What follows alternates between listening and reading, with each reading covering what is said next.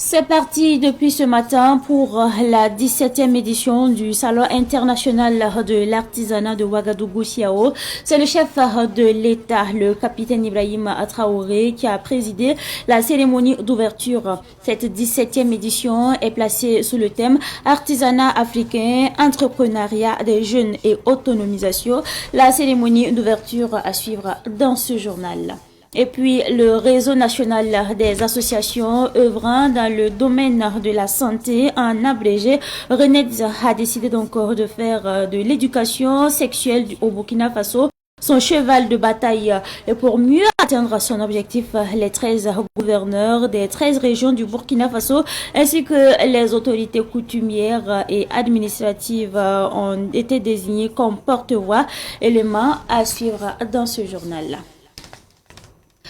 Mesdames et messieurs, bonsoir et bienvenue à ce rendez-vous consacré à l'actualité sur Savane TV. Comme annoncé en titre, la 17e édition du Salon international de l'artisanat de Ouagadougou-Siao bat son plein actuellement. Cette 17e édition se tient sous le thème Artisanat africain, entrepreneuriat des jeunes et autonomisation. Notons que pour cette 17e édition, le Niger et le Mali sont les invités spéciaux.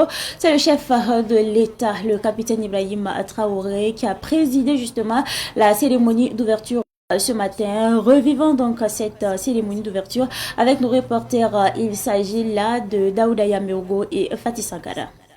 La Biennale de l'artisanat africain de retour dans son calendrier habituel, c'est-à-dire du dernier vendredi du mois d'octobre à début novembre. C'est le président du Faso, le capitaine Ibrahim Traoré himself, qui a lancé la 17e édition du Salon international de l'artisanat de Ouagadougou-Siao. Un rendez-vous incontournable de rencontres entre acheteurs professionnels et artisans pour nouer des relations commerciales. Le Siao offre une opportunité unique pour rencontrer des acheteurs potentiels, établir des partenariats et promouvoir vos produits. Je vous invite donc à saisir pleinement cette occasion pour concrétiser vos projets et contribuer à la prospérité de notre continent. Ce thème revêt une importance capitale, car il met en avant le rôle déterminant de l'artisanat dans le développement économique et social de l'Afrique, tout en soulignant l'implication et l'engagement de notre jeunesse dans ce secteur. La créativité et le talent de nos artisans, que nous aurons l'honneur de découvrir tout au long de cette édition, en sont le témoignage vivant. Cependant, ce secteur pourvoyeur d'emplois est confronté à de nombreux défis. Des défis liés principalement à l'inaccessibilité du marché international et la crise sécuritaire que traversent certains pays africains. Secteur clé de l'économie africaine, l'artisanat contribue à plus de 20% du PIB du continent et emploie plus de 60 millions de personnes, majoritairement des jeunes. Il constitue une source essentielle de revenus pour de nombreux ménages, tout en constituant un levier incontournable de croissance et de réduction de la pauvreté. Cependant, l'artisanat africain fait face à d'importants défis, accentués par la crise sécuritaire qui frappe plusieurs pays de la sous-région, dont le Burkina Faso. Cette situation de vulnérabilité a bouleversé les fondamentaux socio-économiques et particulièrement impacté les secteurs productifs, notamment l'artisanat, en raison des déplacements massifs de population et de la diminution des opportunités de commercialisation des produits artisanaux. L'accès limité aux marchés internationaux demeure un défi de taille. Le thème de cette édition du Siao en témoigne, car il vise à sensibiliser du potentiel immense de l'artisanat africain et à mobiliser les ressources nécessaires pour son essor. Cette 17e édition du Siao connaît la participation de 4000 exposants, 150 acheteurs professionnels de plus de 30 pays. Les pays invités spéciaux, le Mali et le Niger, sont fortement représentés. Chacun a une délégation de 100 personnes. Contrats et partenariats, ce sont en tout cas les principales attentes des artisans à ce premier jour. À l'issue donc de l'ouverture officielle du Siao, ces artisans ont été interrogés par nos reporters. Il s'agit là de Fatih Sankara et Daouda Yameogo. Nous avons accompagné les artisans togolais pour venir faire la promotion de leurs produits. au CIAO. Il y a plein de domaines dans lesquels nos artisans sont. Il y a la sculpture, le perlage, il y a l'habillement, le batik, il y a les pagnes tissées également. Et dans l'agroalimentaire aussi, nos artisans ont proposé de très très bons produits aussi à ce niveau. Nous voulons qu'à la fin de la foire, que nos artisans puissent trouver des contrats ou des commandes et puissent écouler toutes les marchandises et rentrer au pays très très fiers du CIAO. On fait du bois et du bronze. On attend du CIAO une bonne marché pour nous et puis on attend du CIAO pour que on cherche le partenariat avec des gens et puis avoir beaucoup de clients aussi. Et ici nous sommes au stand de la Russie. Alors il y a des objets qui sont venus de la Russie pour une exposition, pour montrer un peu leur tradition et les objets qui font partie de leur culture. De ce salon, nous attendons vraiment un appel fort de la Russie pour que la Russie même vienne nous représenter dans 2 ans avec une plus forte exposition, parce que cela est notre premier salon. C'est vraiment pour encourager la coopération et ouvrir une porte de collaboration avec la Russie. Content d'être ici parce que le CIAO, c'est le carrefour incontournable pour ceux qui vivent dans ce milieu, surtout le prêt-à-porter, fait à base du faso d'Anfani. Donc on est content d'être là. Les attentes, c'est pour que les gens viennent visiter et voir les merveilles qu'on fait. Et puis discuter avec les acteurs et voir comment ils arrivent à se débrouiller, à faire certaines choses dans la création, dans la matière, les textures et tout. Voilà. Vous savez, dans les salons, on apprend beaucoup. Mais il y en a qui pensent que c'est la vente, oui, mais on apprend beaucoup, on découvre des gens, les contacts, c'est très important. Nous avons amené ici une emblématique tente Touareg qui est l'infusion et la diffusion de la paix, l'infusion et la diffusion de l'amour, l'infusion et la diffusion de la connaissance. Sous la tente, il y aura des percussions d'un des plus célèbres artistes sur le domaine de la guitare ou de la chanson nigérienne, j'ai nommé Rissa Wanarli, qui est un artiste hors pair dont la thématique est toujours sur la paix, la convivialité, sur l'amour, sur l'unité et sur toutes ces valeurs humaines que nous partageons. Le Niger est venu partager pas la chaleur du soleil, mais la chaleur du cœur.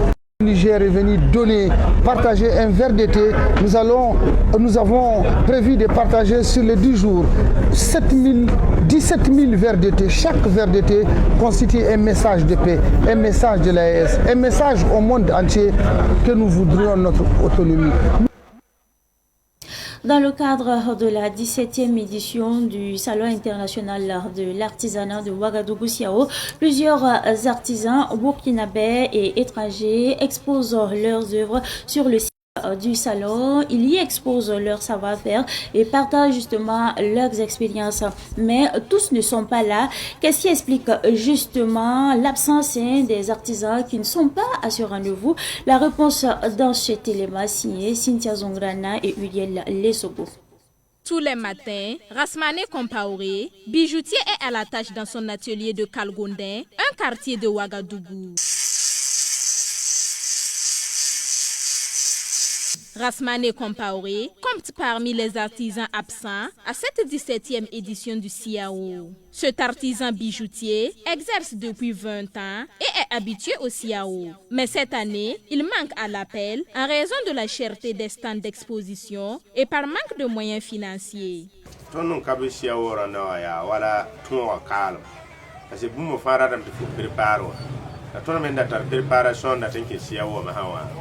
Le fait que nous ne soyons pas au CIAO cette année est lié au manque de moyens financiers. On se préparait pour participer au CIAO, mais nos moyens n'ont pas suffi pour prendre un stand. On se regroupait à 4 souvent pour prendre un stand à 400 000. Mais cette année, on n'a pas eu les moyens pour le faire.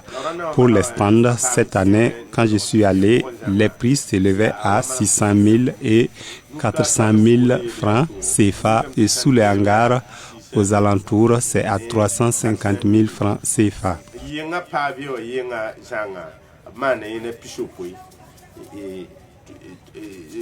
Rasmane Compaoré adresse un message d'encouragement à ses collègues exposants et appelle les organisateurs et le gouvernement à envisager des solutions qui pourraient faciliter l'accès aux artisans locaux.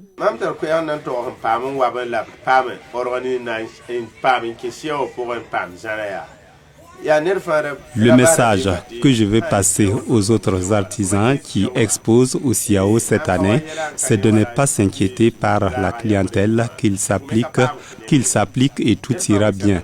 Que Dieu facilite le marché pour eux. Nous voulons demander aux organisateurs aussi de penser aux artisans qui n'ont pas les moyens pour prendre un stand à 600 ou à 500 000 francs CFA. Pour les premières éditions du CIAO, on nous permettait de venir exposer nos œuvres et on ne payait pas plus de 35 000 francs CFA. Que les organisateurs actuels du CIAO pensent à nous qui n'avons pas les moyens pour prendre des stands à des prix élevés.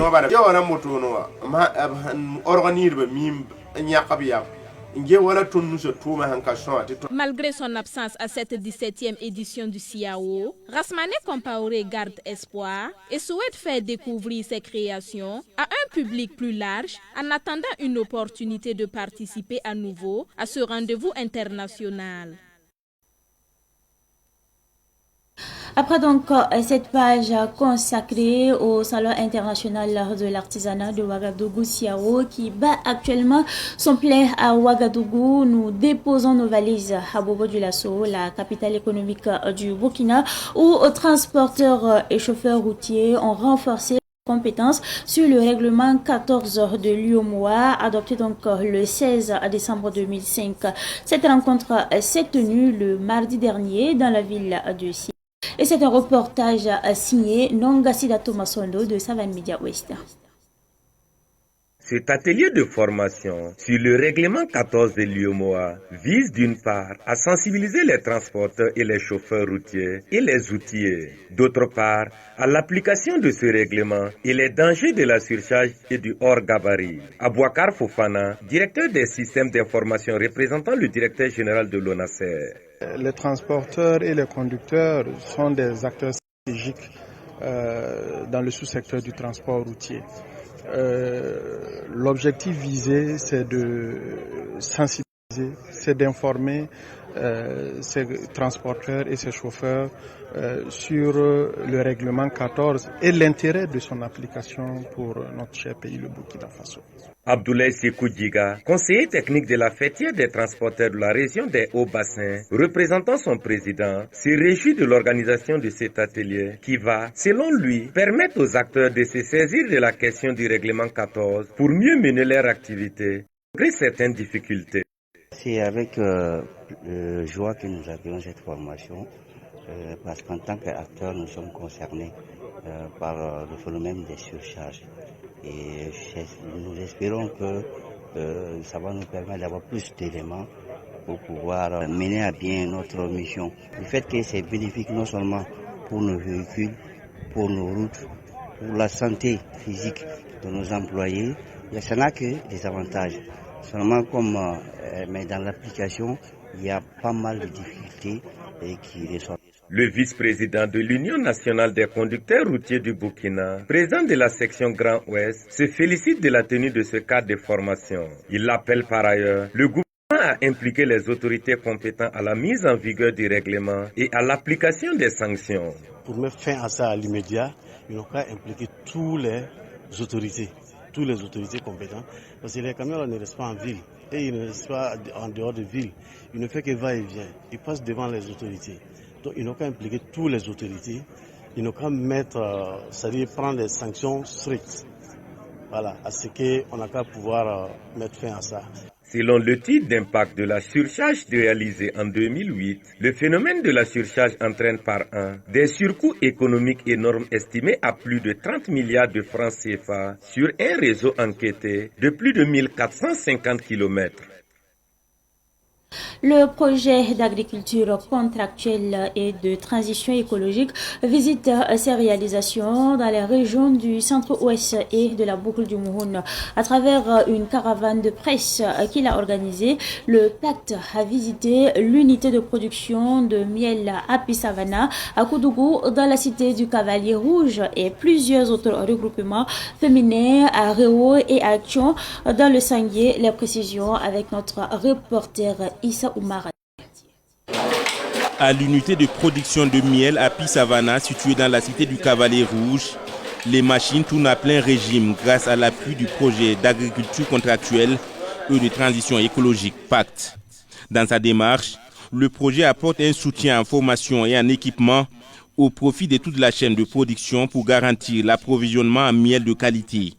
Marie-Désirée Yameogo, administrateur du groupement d'intérêt économique à Pissavana, soutient qu'avant l'arrivée du pacte, la production du miel était mise à rude épreuve tant en qualité qu'en quantité.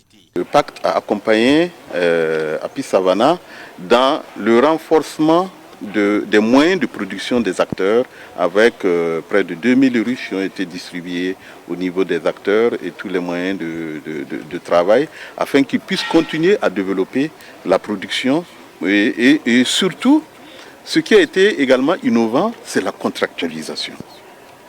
Le GIE travaillait depuis longtemps sur la base de contrats moraux, mais avec le pacte, nous avons appris surtout à contractualiser avec nos sociétés coopératives partenaires de façon écrite, où chaque société coopérative prenait des engagements en termes de production, afin que Pissavana puisse naturellement s'organiser pour remplir ses engagements sur le plan financier vis-à-vis de... Parce que s'ils produisent, nous devons garantir le rachat de la production. Donc avec des contrats écrits, et ça nous permettait de nous organiser pour pouvoir honorer ces engagements. Et ça, c'était une innovation vraiment importante au niveau du GIE que nous félicitons parce que ça nous permet aussi parallèlement de pouvoir également honorer nos engagements vis-à-vis des partenaires dans la consommation sur le plan national et international. À Réo, à une dizaine de kilomètres de Koudougou, le pacte agit également dans la filière karité, notamment dans la production, l'industrialisation et la commercialisation du produit. Son accompagnement à l'Union des groupements féminins a permis d'exporter environ 300 tonnes de karité chaque année. Il y a eu des centres de traitement, il y a eu la formation sur la contractualisation, parce qu'avant, on faisait la contractualisation sous la forme simple, mais maintenant c'était formalisé. Nous avions été formés sur les procédures de contractualisation. Et à l'issue de ça, le PAC a accompagné encore à plusieurs formations sur les différentes techniques de collecte de traitement. Et au centre ici, le PAC a accompagné encore pour la construction d'un magasin de 250 tonnes. Si l'Union des groupements féminins de Réo est en train de battre ses propres records en termes d'exportation de karité, c'est grâce à l'efficacité de plusieurs autres groupements comme Duinier de Kion dans le Sanguier qui a aussi bénéficié du pacte. Quand on était là, si ton enfant est malade, tu ne sais même pas comment tu vas faire. Si ton mari n'est pas là, même si toi-même tu es malade, tu ne sais même pas comment tu vas faire. Mais les scolarités de tes enfants maintenant, nous on paye. On paye les cahiers, on ne regarde pas si notre mari maintenant. Le projet production durable et contractualisation dans la filière karité a été mis en œuvre en 2021 pour un coût financier estimé à plus de 700 millions de francs CFA. Après le centre-ouest, la caravane a mis le cap sur la région de la boucle du Mouhoun où le pacte, à travers le projet d'appui à la production durable et de commercialisation de Niébé, soutient en tout cas l'Union provinciale Sessima des producteurs de Niébé. L'Union a donc bénéficié de formation de ses membres et de plusieurs autres outils de travail. Restons justement avec vous, Issa Oumaratier. À Dédougou, dans la boucle du Mouhoun, le pacte, à travers son sous-projet d'appui à la production durable et de commercialisation du Niébé au Burkina Faso, PADCN, appuie l'Union provinciale Sessima des producteurs de Niébé. L'Union a bénéficié de magasins de stockage, de charrues, de motoculteurs et de décortiqueuses multifonctionnelles, entre autres. Salimata Boulekwa, productrice du Niébé, a obtenu un bœuf de trait pour son travail, ce qui lui permet d'économiser aujourd'hui plusieurs centaines de mille. Moi, présentement, j'ai eu un bœuf. À travers le bœuf, j'ai utilisé pour cultiver mon champ. Pour le névier, cette année au moins, ça va. Ça va. Puis on a eu la formation aussi. Vraiment, ça nous a beaucoup soutenus. Le projet nous a beaucoup sur la formation et puis les matériels aussi. Voilà. Au niveau des engrais aussi, bon, tout ça va. Quand je n'avais pas le bœuf, je prenais des gens pour venir cultiver. Et ça, je dois beaucoup payer. Mais c'est que moi, quand le projet nous a donné le bœuf, bon, je fais comme... Non, c'est pas quelqu'un qui doit faire ça pour moi, c'est moi qui dois travailler. Voilà. Ce que je devrais dépenser pour donner à quelqu'un, moi, j'empoche ça. L'appui du projet d'agriculture contractuelle et de transition écologique PACT a changé pratiquement le quotidien des bénéficiaires membres de l'Union provinciale CECIMA des producteurs de Niébé, dira Ablassé Kaboré, coordonnateur du projet d'appui à la production durable et de commercialisation du Niébé au Burkina Faso, PADCN.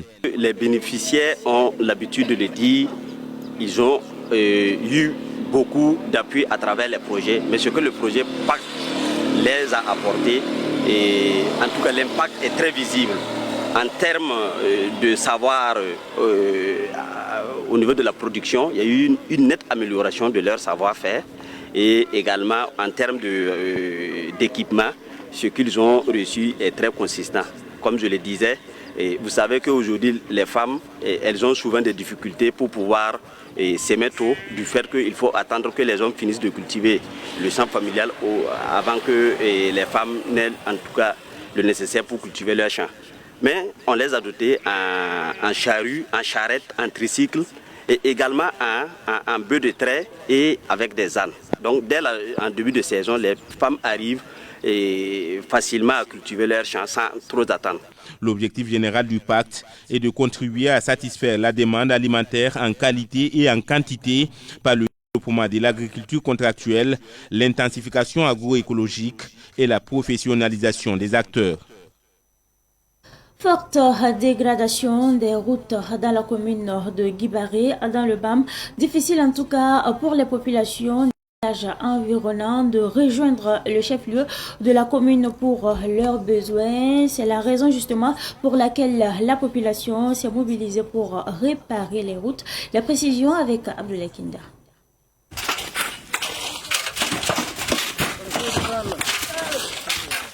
Mercredi 23 octobre 2024, Guibaré dans la province du BAM joue des travaux communautaires pour la remise en état des routes, particulièrement la seule voie départementale qui traverse Yilou et Guibaré pour rejoindre Roko.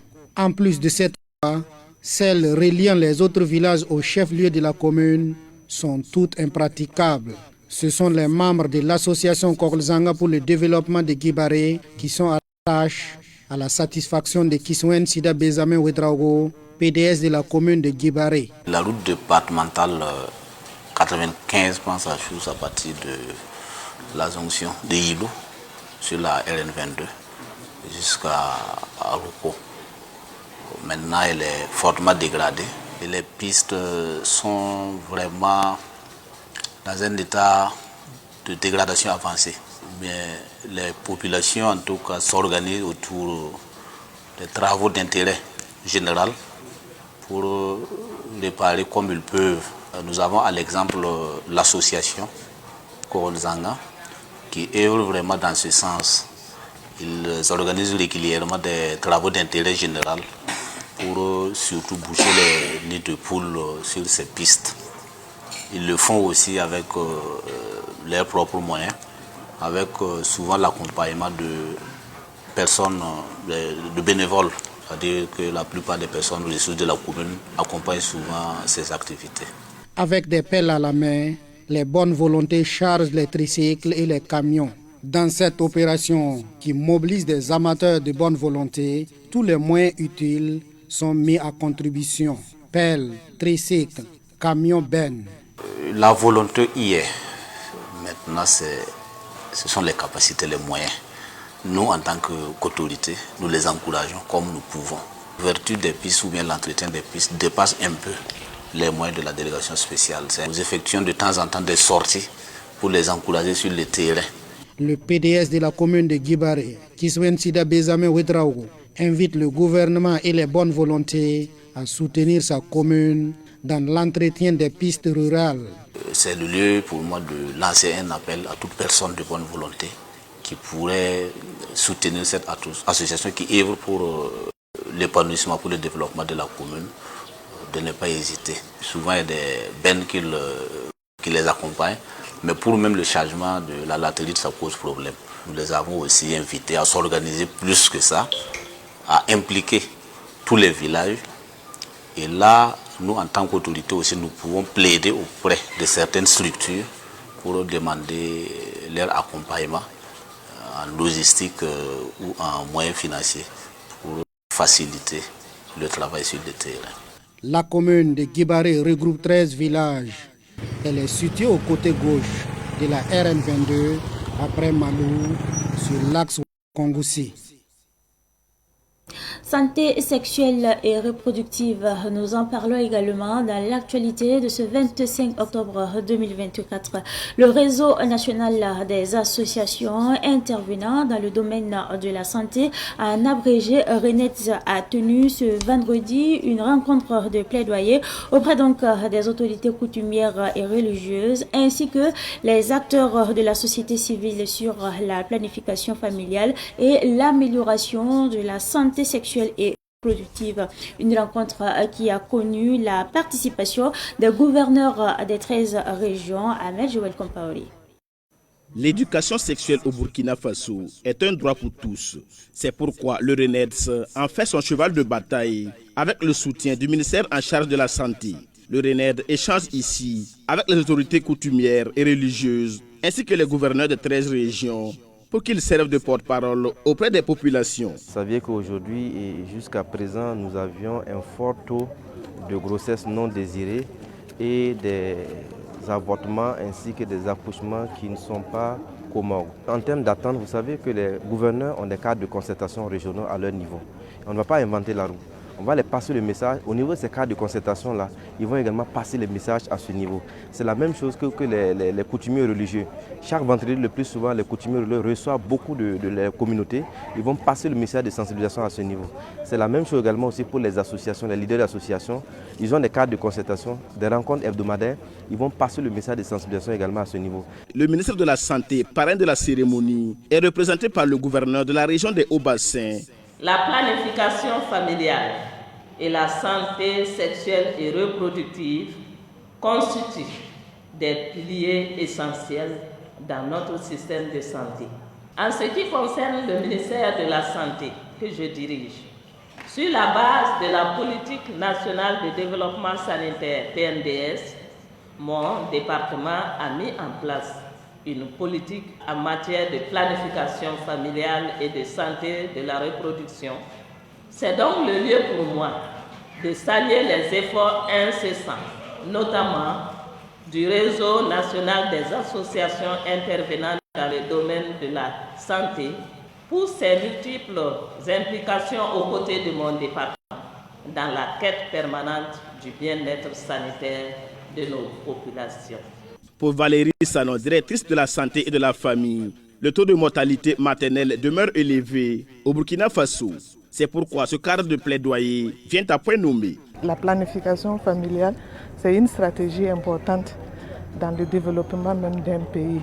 C'est un des piliers de réduction de la mortalité maternelle et nous savons qu'au niveau du Burkina, même si un effort a été fait, notre taux de mortalité maternelle demeure encore élevé. Donc nous voulons remercier les organisateurs pour cette opportunité et que nous saluons. Le RENETS entend travailler dans les mois à venir avec les collectivités territoriales et les associations féminines en mettant l'accent sur la sensibilisation.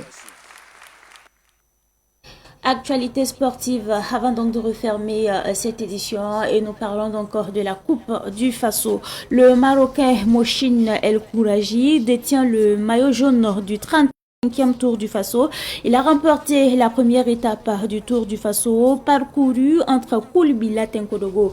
Le Burkinabé Bassami Soulama de l'équipe régionale de l'Ouest est arrivé en 4e position. Le maillot vert du 35e Tour du Faso revient au Marocain Mouchine El Kouraji qui a remporté la première étape.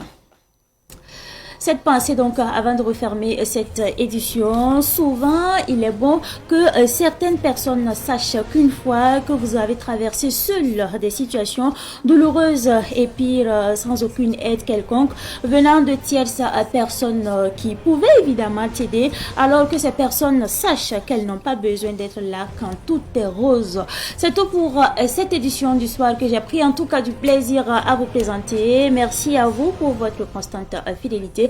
Excellent suite de programmes accompagné donc des programmes de la télévision, des nouvelles idées.